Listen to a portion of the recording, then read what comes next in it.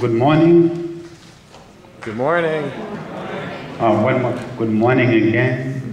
Good morning. I think that is so much better, because when I say that there is so much each one of you here, you should be smiling in the morning when you come to the school, when you walk into your class, because I think your community, your parents, your teachers really care so much about you.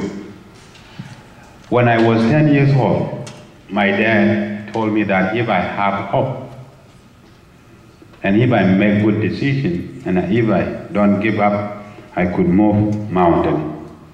It was really so confusing. I told him, how could a human being and a 10 years old boy could move a mountain? But he said, this is that he believed I could move mountain. And the mountain, he said, was Mountain Kilimanjaro. It was even so mind-boggling, because how could you move such a big mountain? But he gave me the tools and the equipment that I need to move the mountain. He didn't say that I could climb a mountain, but he said I could move Mountain Kilimanjaro. So we're going to discover in this story what the mountain is about. Sudan is the biggest country in Africa, and about in less than 45 days, Sudan may not be a largest country, because the people of Southern Sudan are going to vote either to be part of Sudan or to be independent country. But before that, this is what I personally believe, that there is war in Sudan, that we are so much blessed with national resources, but our national resources are not shared equally, that the northern part of Sudan is taking the resources from Darfur, from Southern Sudan, and develop the north. And when our fathers asked, where is equality? Why are we second-class citizens? Why are we in the 21st century? Our kids are not getting good education, no schools. But I think they don't listen. So that's one of the reasons there's war. The other thing is identity. Like, this is Harwich High School, and I'm a visitor here. So what if I come here and tomorrow or next Monday when you come back, we will find the name of the school changed, either Sudanese High School or Ariang High School. So you begin to question why the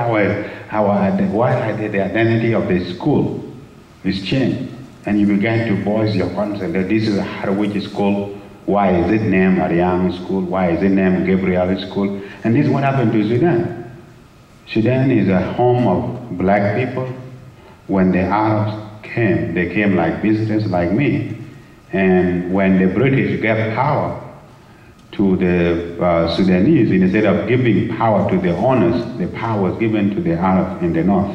That's how they have been controlling the country. So the question is Sudan an Arabic state, or is Sudan an African state?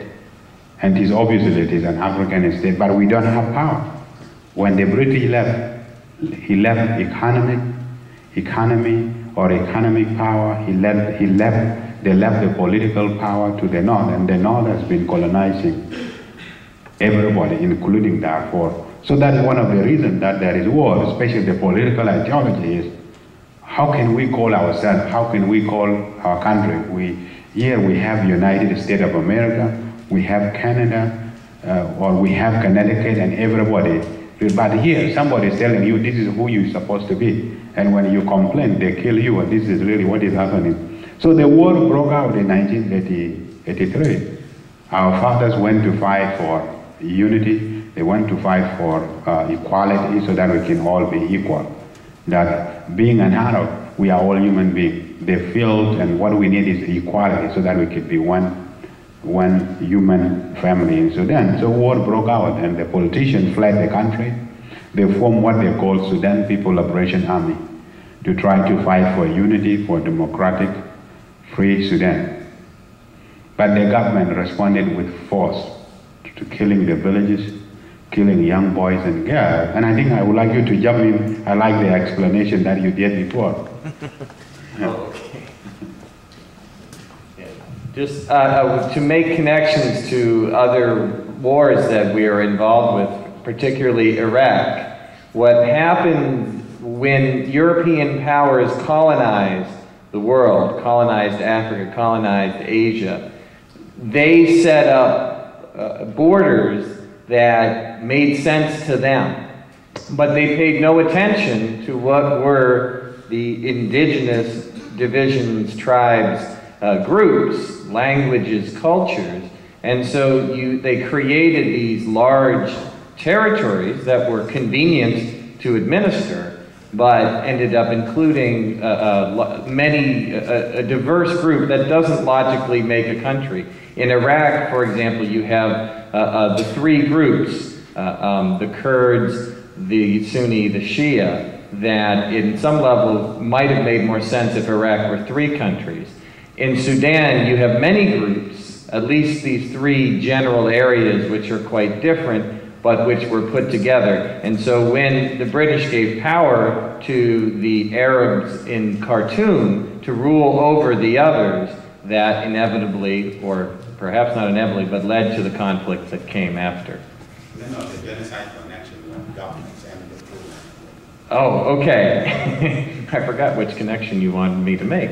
As he talked about how the SPLA was formed, and the government in Khartoum wanted to decide, well, how do we fight the SPLA? Well, the SPLA is a guerrilla army, much like what the guerrilla insurgency the United States faced in Iraq and is facing in Afghanistan.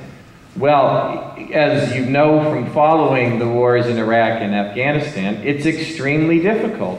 How do you defeat a guerrilla army that fights in the hills, that comes out of the hills, attacks, and runs back in places where it's virtually impossible to find them? In the caves of the mountains of Afghanistan, for example. Well, the government of Sudan, under Bashir, the current dictator, decided, well, what would be easier would be to cut off their support.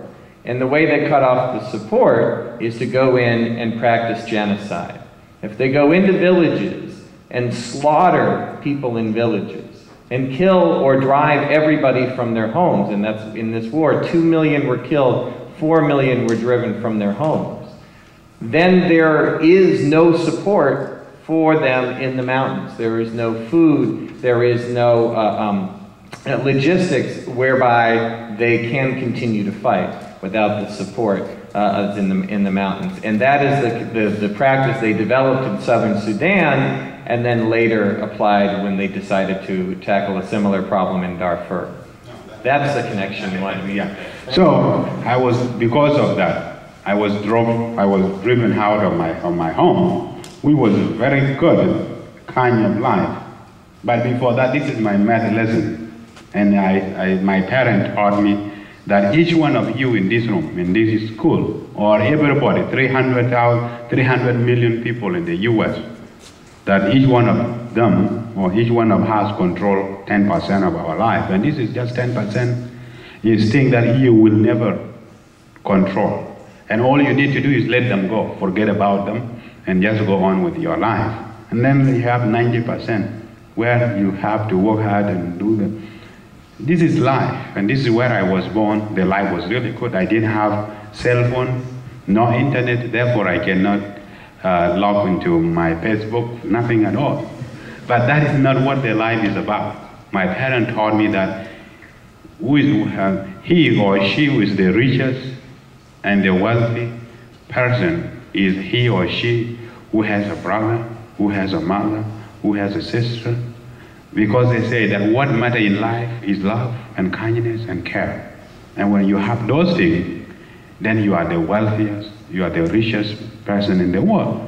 So before the war broke out, I was really wealthy according to my parents, and I was really happy. I was like you, doing normal things that normal children do.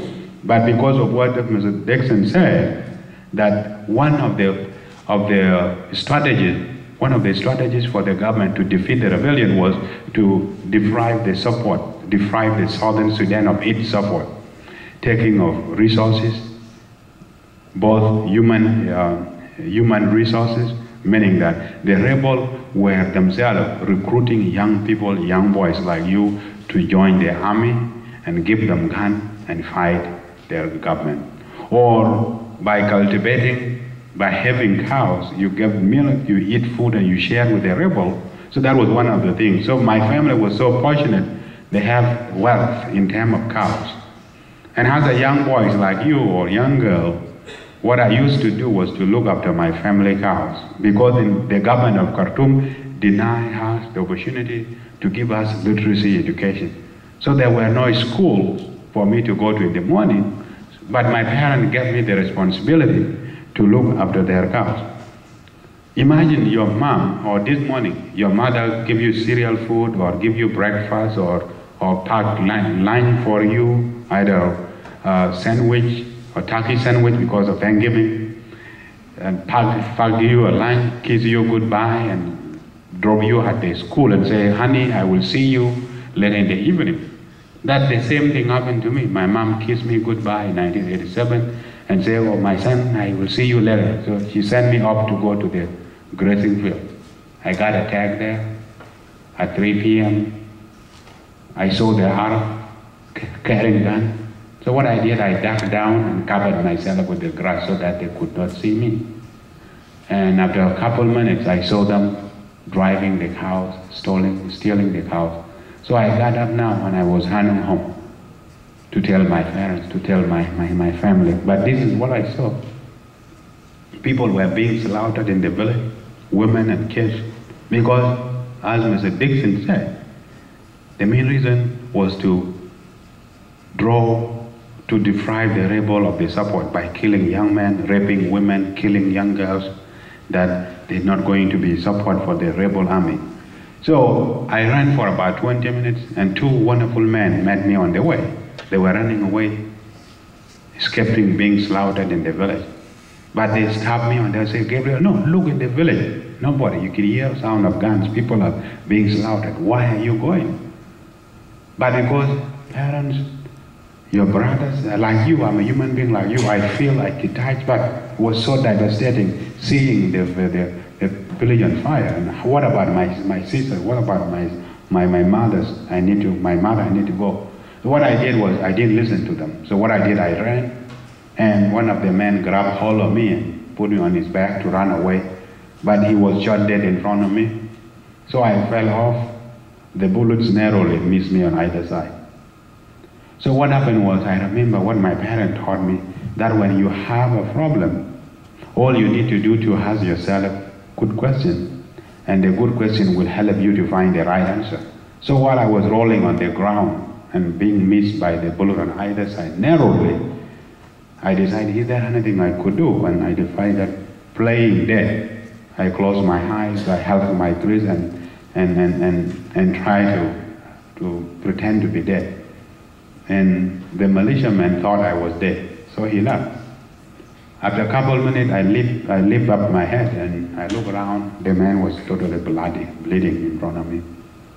So I didn't know what to do. At the age of 10, I made it into the village, and this is what greeted me. The houses were on fire.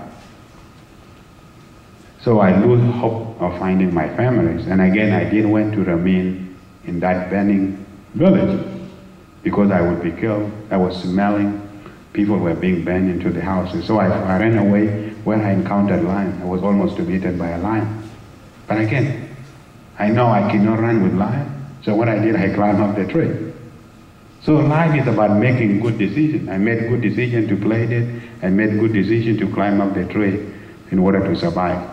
Following morning, a group of people came, mostly young kids who were like me, who had their parents killed, their sisters slaughtered, but they were running away to find safe place. But luckily enough, I was on the tree. They came, they sat down under the tree. So what I did, I called them for help. They welcomed me down and they told me to come. We crossed the Nile.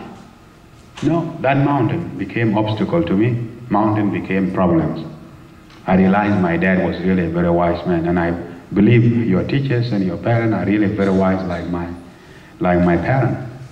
My parent taught me, he told me the mountain, I questioned him, but he said this is the ABCD that you need. He didn't tell me, in the future you're going to have problems. But he said that is mountain. And in order to move this mountain, you need ABCD, you need not to lose hope.